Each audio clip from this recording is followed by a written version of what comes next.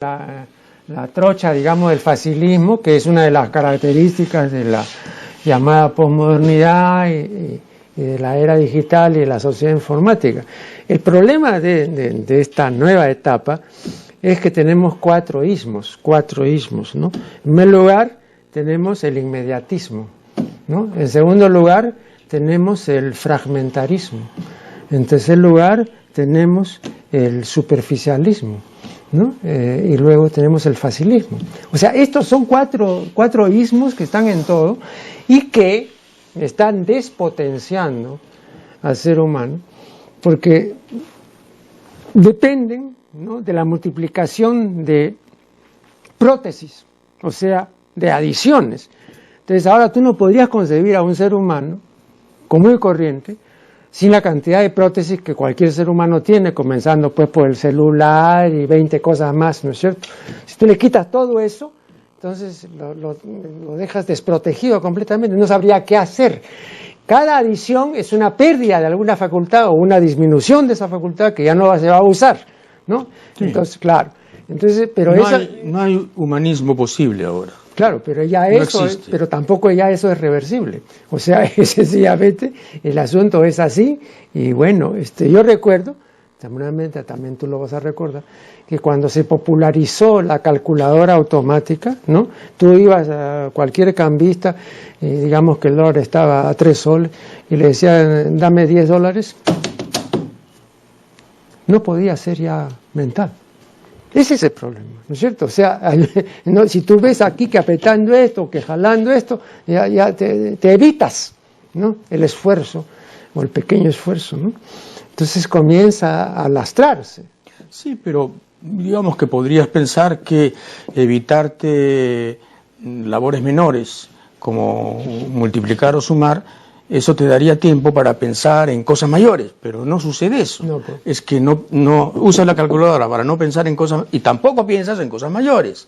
El problema es fundamentalmente la frivolización de la agenda, ¿no? No, pero... este antropoceno, que ya se llama así, esta era espantosa en donde el hombre destruye el planeta y no hace nada básico para evitarlo, da una idea de que la estupidización humana, y ese es un tema recurrente en ti, es universal, absolutamente universal, y que tiene que ver muchísimo con una clase política que no está a la altura de los desafíos y que probablemente ha sido producida por las corporaciones precisamente por eso, porque no está a la altura de los desafíos.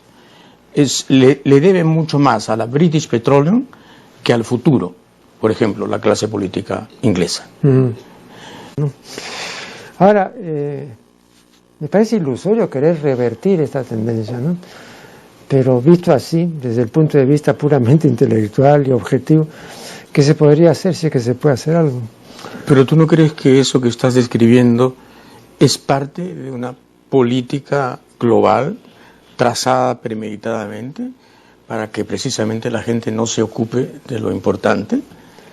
Bueno, pero eso supondría que hay ahí un genio maléfico. No. Puede haber perfectamente una concertación de intereses en la aldea global. Esto es muchísimo más factible que antes, ¿no? Antes. No, pero para eso necesitas una persona inteligente. Pues pero es que hay, evidentemente, en Chicago. Se han creado políticas que después Kissinger ejecuta y los think tanks de los conservadores han sido a nivel universitario primero importantísimos y luego a nivel de implementación política decisivos en Estados Unidos y en América Latina como consecuencia. Yo sí creo que hay no una conspiración diabólica, pero sí una concertación muy armónica, casi musical, de intereses mundiales para que la gente sea lo que tú describes, la gente de los pulgares móviles, la gente que va a llegar a ser simplemente pulgares, sus pulgares. Yo he visto escenas espantosas, ¿no?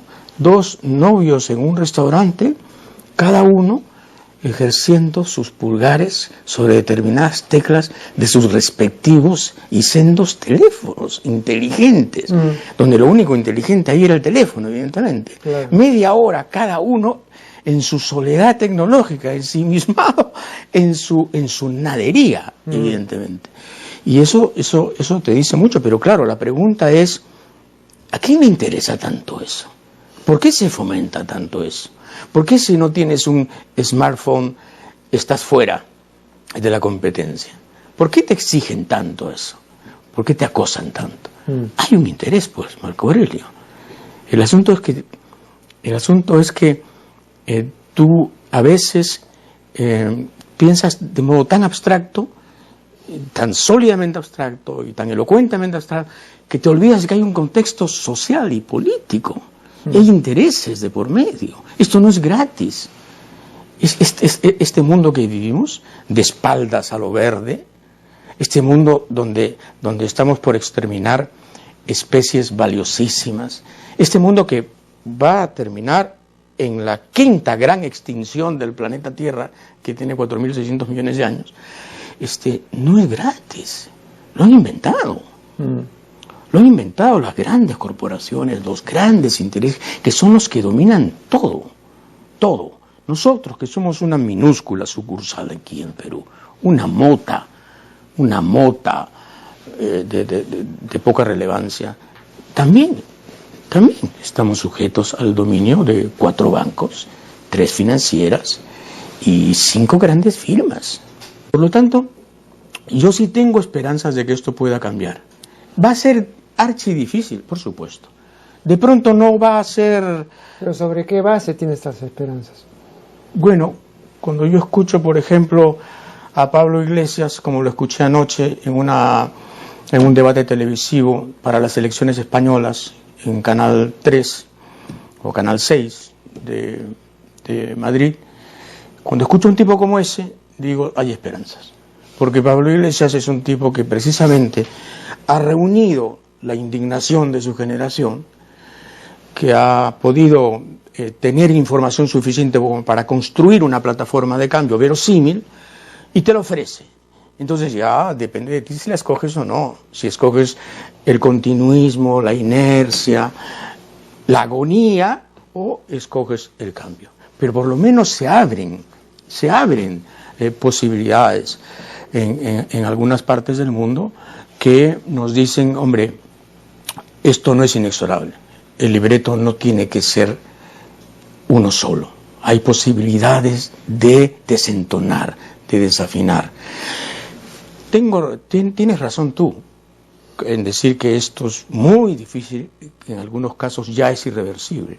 Lo que le hemos hecho al planeta ya es irreversible. El planeta va a aumentar su temperatura en 2 o 3 grados. Eso ya es irreversible. El asunto es que no llegue a 6. El asunto es que no llegue a 6. Bueno, no voy a pedir a nuestro ilustre invitado, ya no diré pues recetas, ni siquiera paliativos para esta comprobación de una realidad televisiva devastadora y animalizante, ¿no?